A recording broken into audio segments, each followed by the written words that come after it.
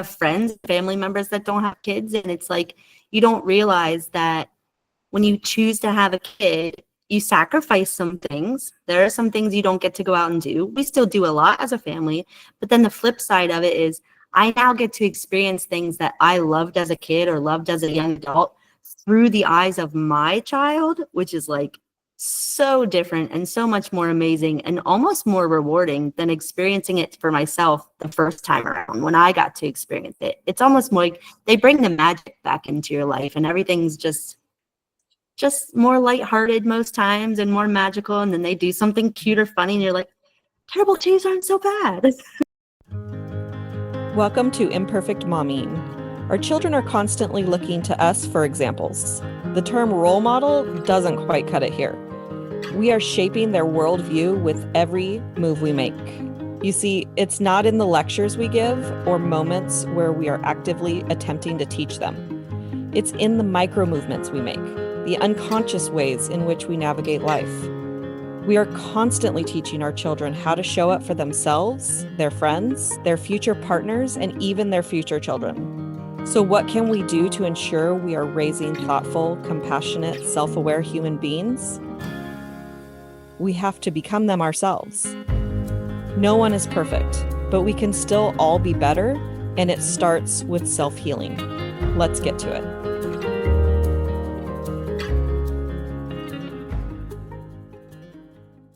Welcome back to Imperfect Momming, and we have a very special guest today, Audrey Worm. Welcome to the podcast. Hi, thank you so much for having me.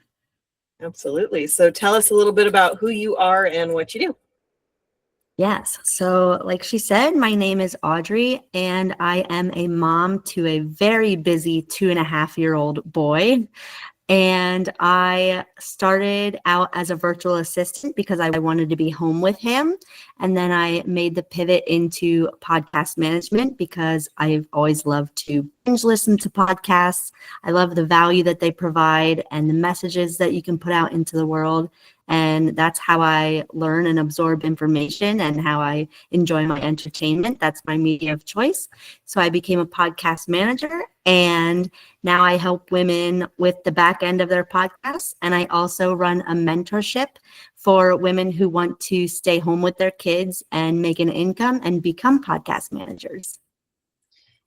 Very cool. I manage my podcast. It's a lot sometimes. It is a lot of work. Yeah. I really enjoy it though. I really like it. Yeah. Very cool. So I'm always appreciative and fascinated by women who figure it out. Like it's the figure it out of like, I want to be home with my kids, so I'm going to figure it out.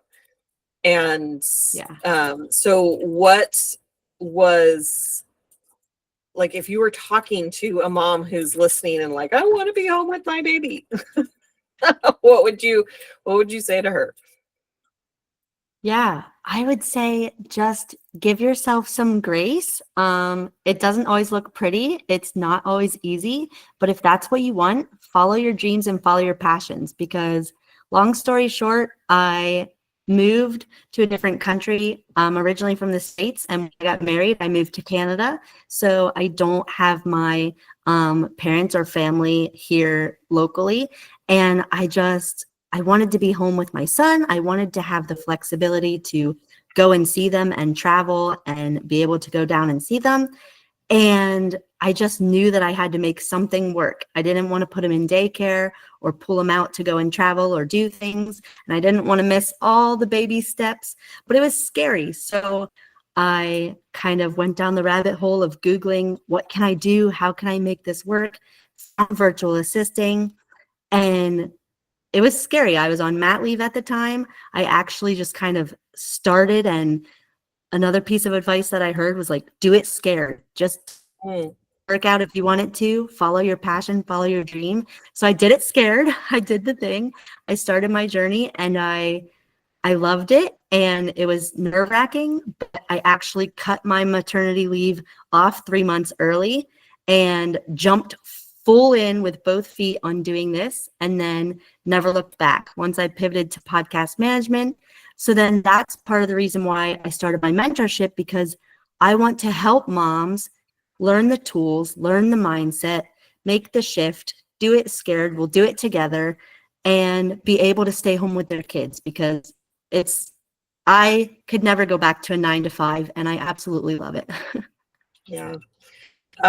When you said do it scared, it reminded me of my coach says, do it scared, do it unprepared, and do it again, because fear is going to be there, and you got to push through the fear. Unprepared, you're not always going to know what is next. You're not going to know, you might not know where your next client's coming from or whatever. And do it again. It's like, it takes more than once to make something work. Yeah. Yeah.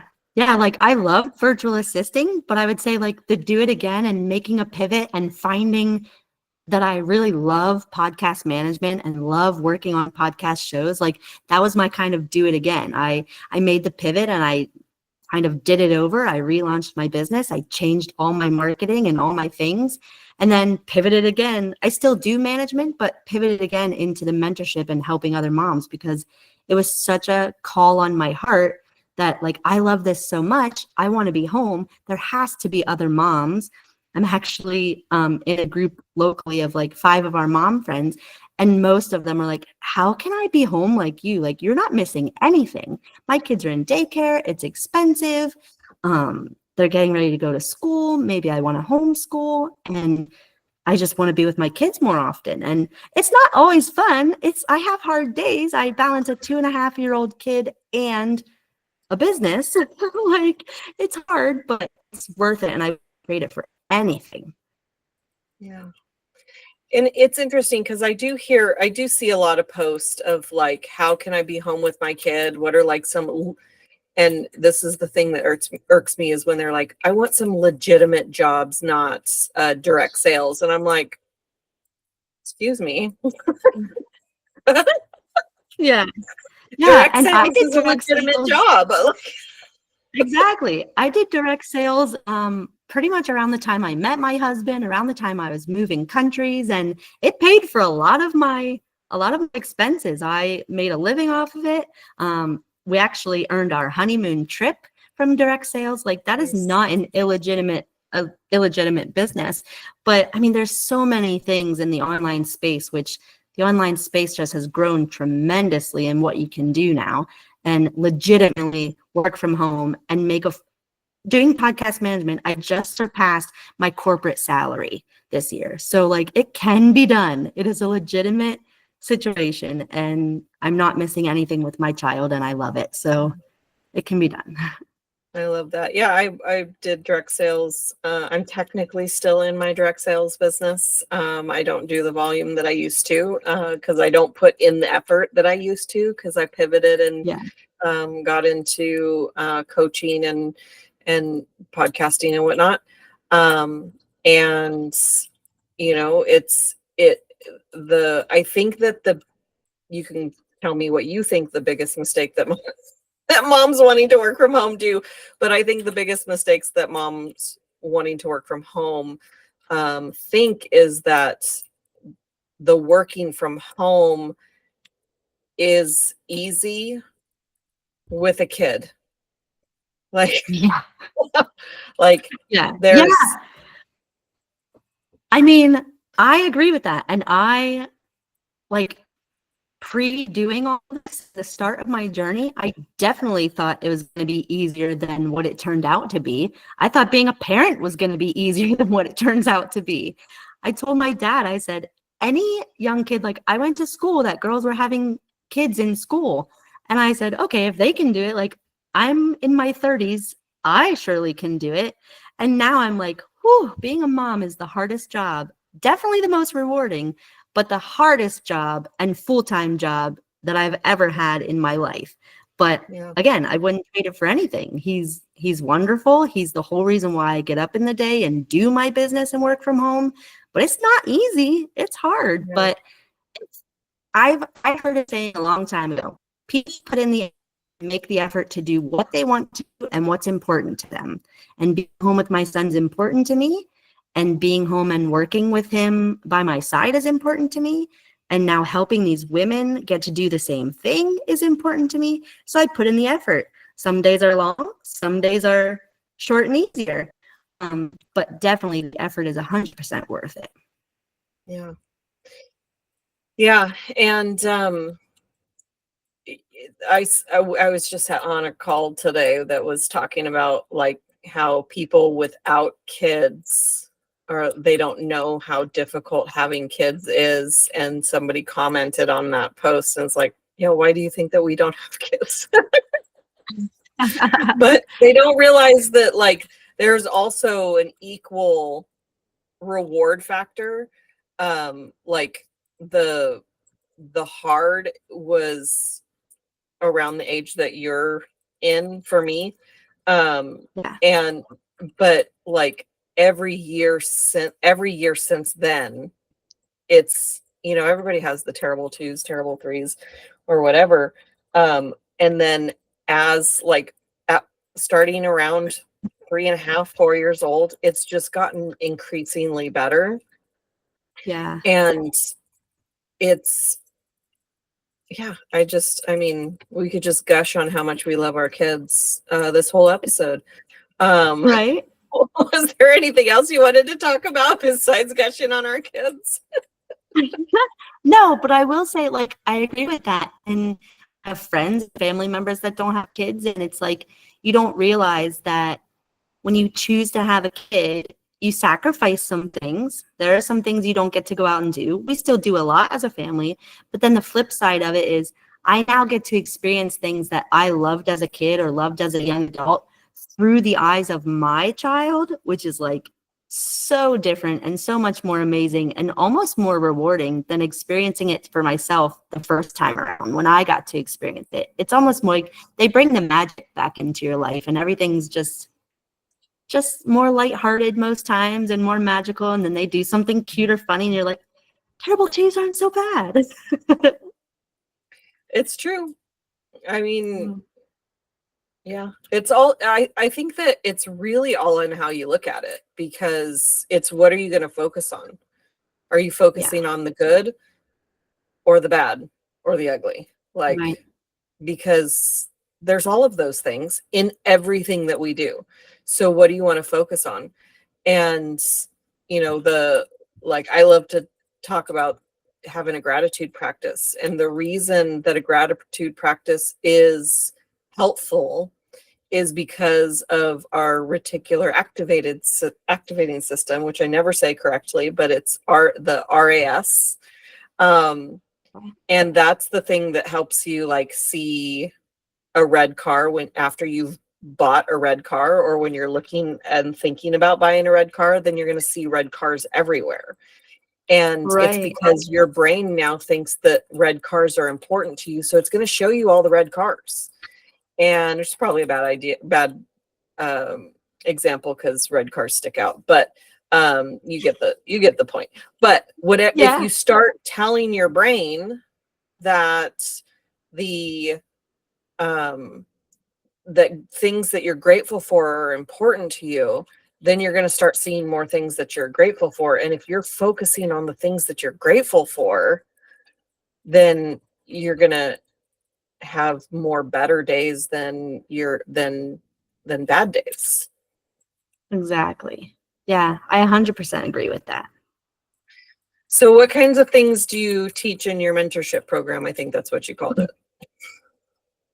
Yeah, so we go through the whole literal pivot. It's called Pivot to Podcast Management. And we go through the whole pivot on how to become a podcast manager. So we with what a podcast manager does, why it's important, why podcast hosts look for podcast managers. We talk about mindset, CEO mindset of running your own business, being a mom and an entrepreneur. We talk about growth mindset and always being willing to grow and communicating with your hosts and all the things that's entailed with that. And then I literally it has like 70 modules and lessons, and I literally go through all the step-by-step of this is how you edit a podcast, add the intro and outro. This is how your host can monetize, and all of the things that come with podcasting, guest pitching, guest scripting, show analytics, monetization and sponsorships, and everything that you can do as a podcast manager to help a podcast host get their messages out into the world and really provide value in this space, in the online space. So it's a 16-week program. It's a one-on-one mentorship. It has all the course modules, and then it has weekly Zoom weekly Zoom meetings with me so that we can implement and really practice what I'm preaching basically, and put it all together, and then Slack support in between the calls for any questions that pop up during the week before we meet again. And I've had a couple women go through it already, and they've already podcast management clients each, and they're loving it, working from home. And I love it. It just fills my cup when I get to help a mama stay home with their kids. Yeah, absolutely. So you're helping them find clients as well, or you're teaching them how to find clients? Because if you teach a man to fish, he'll eat for a lifetime. Yeah, so I basically go through one of the modules is a whole client acquisition, how to pitch yourself, how to price your services, what services to offer, how to make packages, and then how to go and pitch that, or at least communicate and provide value to podcast hosts, because there's always people looking. I mean, I'm in Facebook groups, and there's hosts always looking to outsource their show. They're busy moms, or they're entrepreneurs that want to focus on something else and not do the back end part of their show because they're busy, and they look for a podcast manager. And my clients have just been able to provide the value of what they can do, and they've landed clients that way. So it's definitely a teach a man to fish situation, because then they'll have longevity and always able to find clients on their own. But I'm always there to support them as well with messaging and conversations, and having a discovery call or something, and they don't really know how to word something, then that's what I'm there to help them walk through. That's awesome. I love that not only did you change the course of your family because you're home with your son, and I think that if it's possible to be home with your children, then it's better than not, for the family unit. But also being able to financially contribute to the household is something that's necessary in the world today.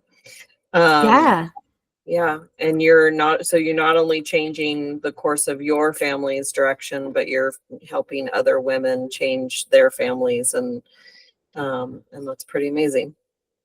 Yeah, I really love it. I really enjoy it. And you're right. Like, my husband and I were just about, and another friend of mine yesterday, gone are the days that you can stay home and be a stay-at-home mom, because it's so expensive to live anymore.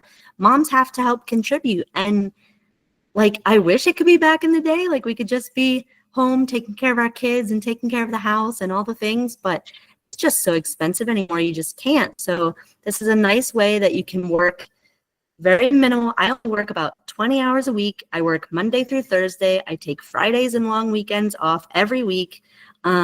And it's possible to be a mom and do the same and help contribute. You get to maybe have the fun money that your family gets to go and do the fun stuff, and your spouse or your partner may like pay for the house and pay for all the quote unquote like hard bills, I call them.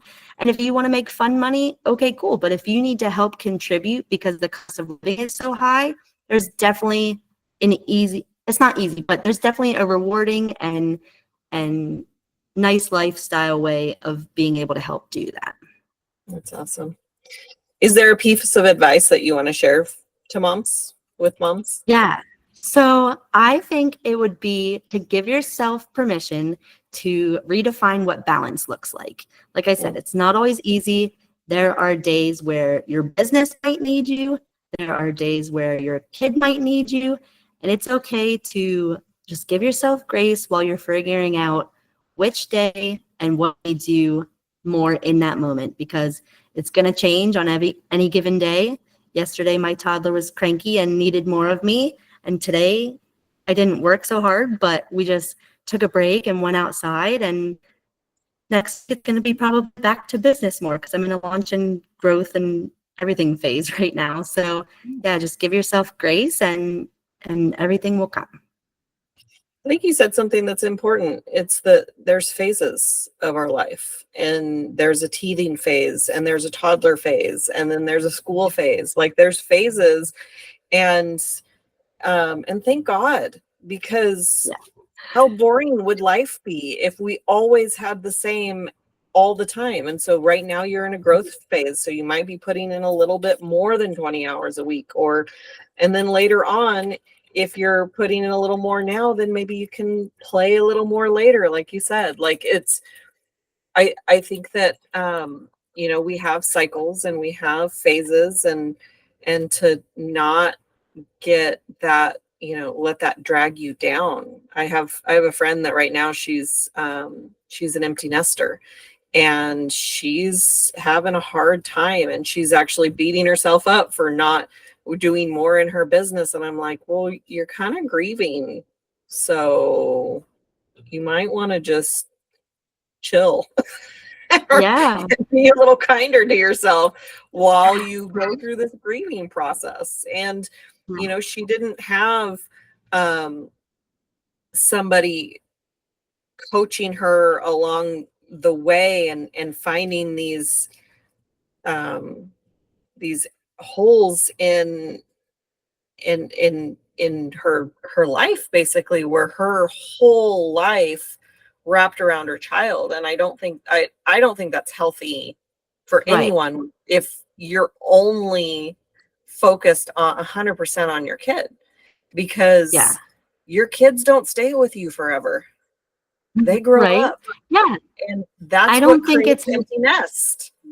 Yeah, I don't think it's healthy for you, and I don't think it's healthy for your child, because they Right. can't be a mommy's baby forever. They need to Forever. grow up and have their own nuclear family and all the things that come with that. But for me, it's nice to have a balance of focusing on work and something that I can contribute and serve and help other moms and other entrepreneurs that have podcasts and want to stay home.